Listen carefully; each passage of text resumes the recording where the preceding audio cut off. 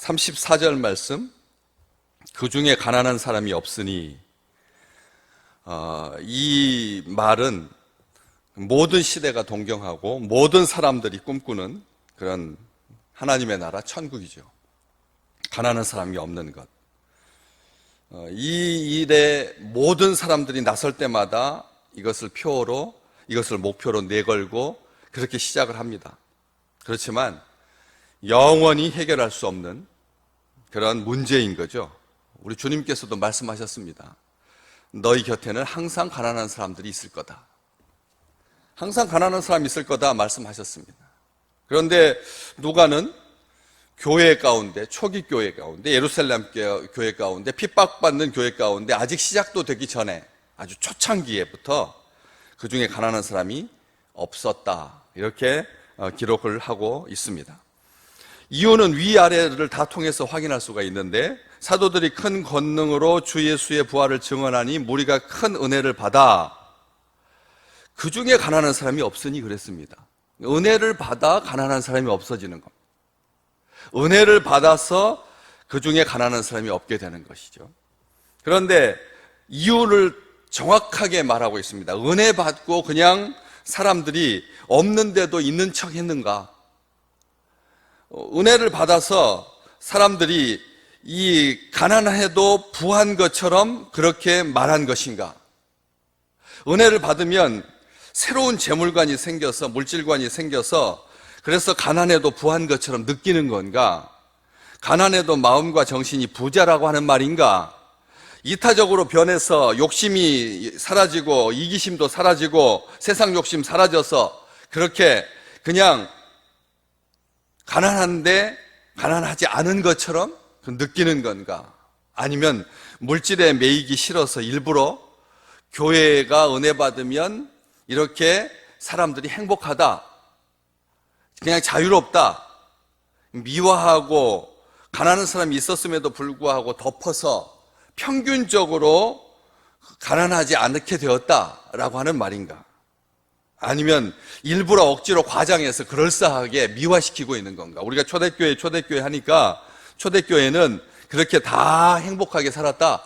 그러니까 너희들 이어지는 후세의 모든 신앙을 가진 믿음의 백성들이요, 그런 목적을 가지고 그런 목표를 가지고 이렇게 따라와라. 그러면 잘 될 날이 올 거다 라고 하는 그런 말인가? 누가가 만약 그런 식으로 이 말을 그 중에 가난한 사람이 없다라고 하는 표현을 썼다라고 하면 이건 문제 있는 사람입니다. 이것은 가짜입니다. 우리 주님의 말을 뒤엎는 거니까. 너희 중에 가난한 사람이 끝까지 같이 있을 거다라고 하셨는데 가난한 사람이 없다라고 하는 것, 그럼 부자들만 모인 건가? 그렇지 않다라고 하는 것이죠.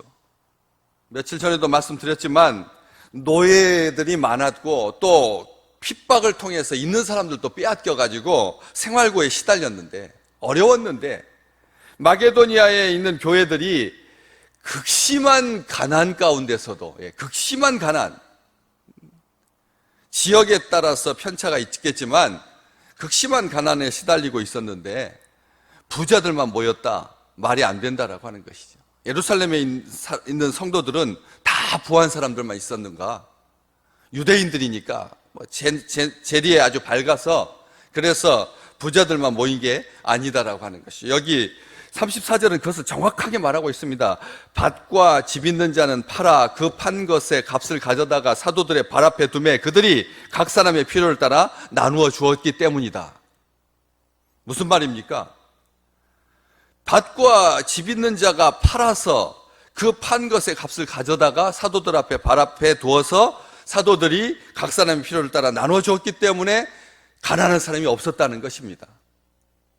이 말 잘 보셔야 합니다.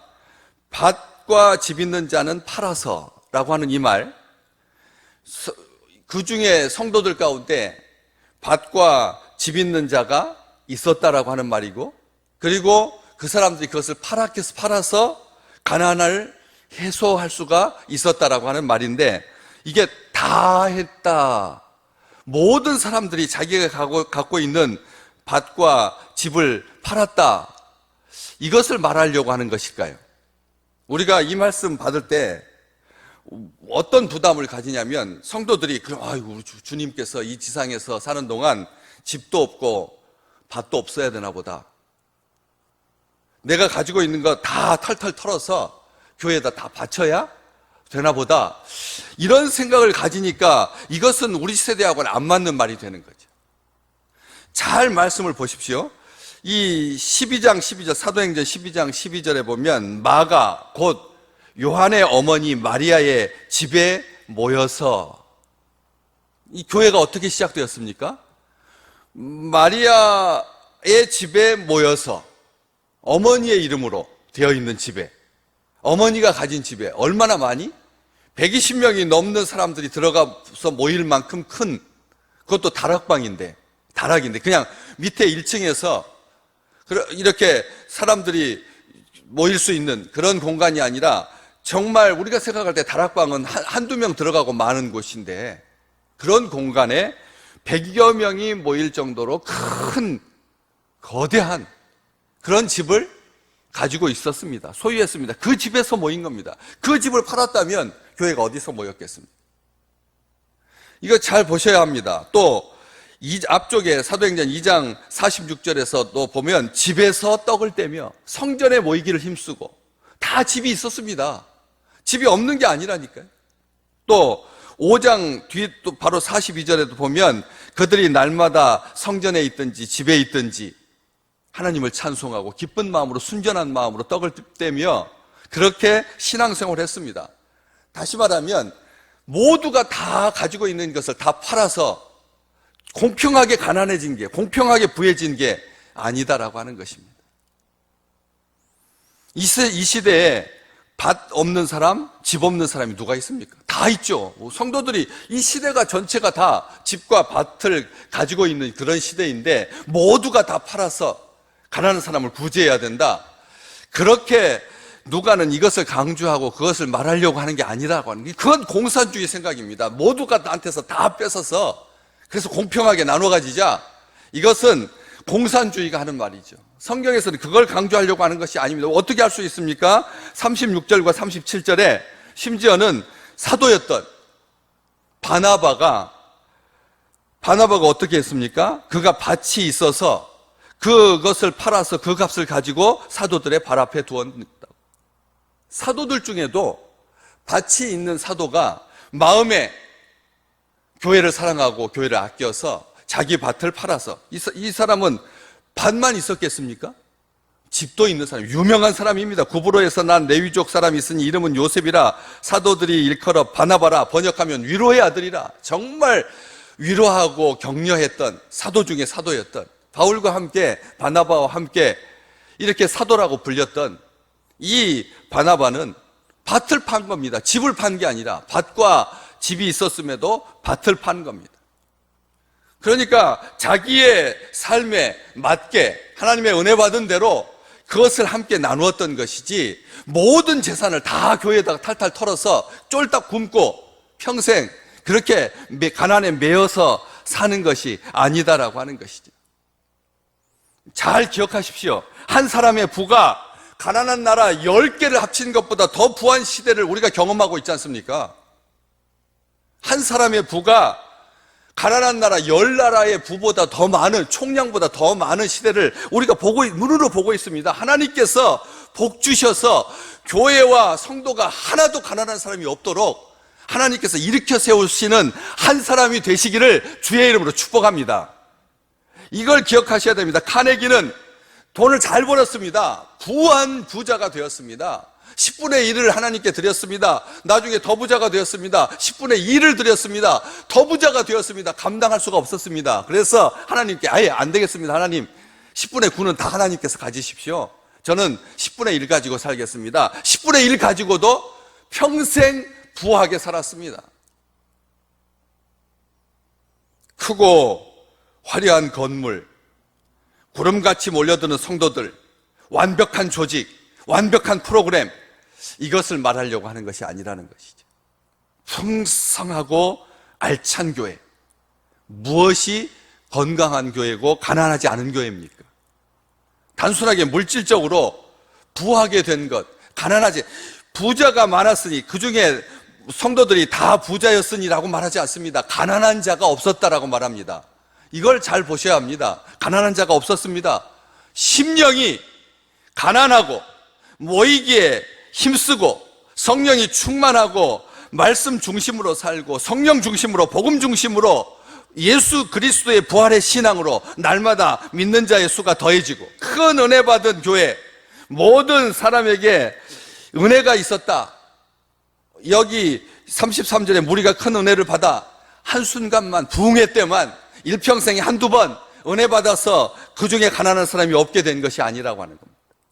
성경 헬라어는 이 말씀을 분명히 합니다. 계속적으로 큰 은혜가 있어서, 계속적으로 큰 은혜가 있어서 전하는 자는 큰 권능으로 말씀을 전하고, 데살로니가 전서 1장 5절에서 사도 바울은 우리가 말할 때 말로만 한 것이 아니라 오직 능력과 큰 확신으로 전했다.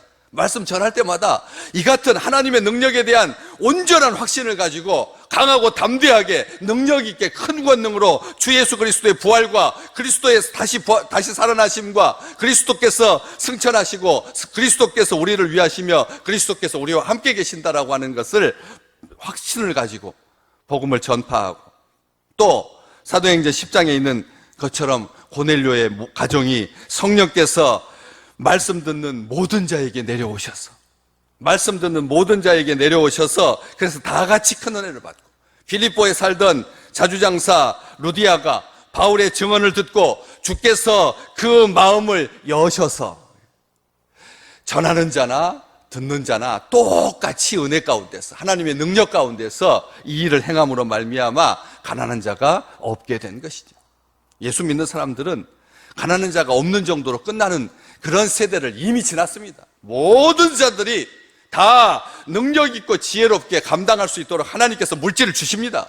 이게 건강한 교회인 거죠. 자기 집 팔아서 가난한 사람들을 구제해야지만 전체적으로 가난한 자가 없어지는 그런 물질적으로 빈핍한 그런 교회가 아니라, 진정 하나님의 은혜를 받아서 모든 사람들이 기회 있을 때마다 하나님께 밭을 팔아가지고 교회를 살릴 만큼 부자가 되는, 집을 팔지 않아도, 그래서 모두가 다 눈을 열어서 주의 기이한 법을 보게 하시는 하나님의 은혜 가운데서 교회가 건강하고 교회가 튼튼하고 교회가 은혜 받고 교회가 담대해지고 교회가 부활의 증인이 되고 복음을 전파하는 사명에 집중할 수 있는, 겨우 입에 풀칠하는 것을 면하는 정도로, 그래서 가난에서 벗어난 이 정도로 사는 것이 아니라 매 성도마다 모두가 다 주 안에서 큰 은혜를 받아서 한 사람의 부가 교회를 뿐만 아니라 지역 사회를 살리고 민족을 살리고 심지어는 나라까지 살릴 수 있는 그런 놀라운 축복을 누리시기를 주의 이름으로 축복합니다.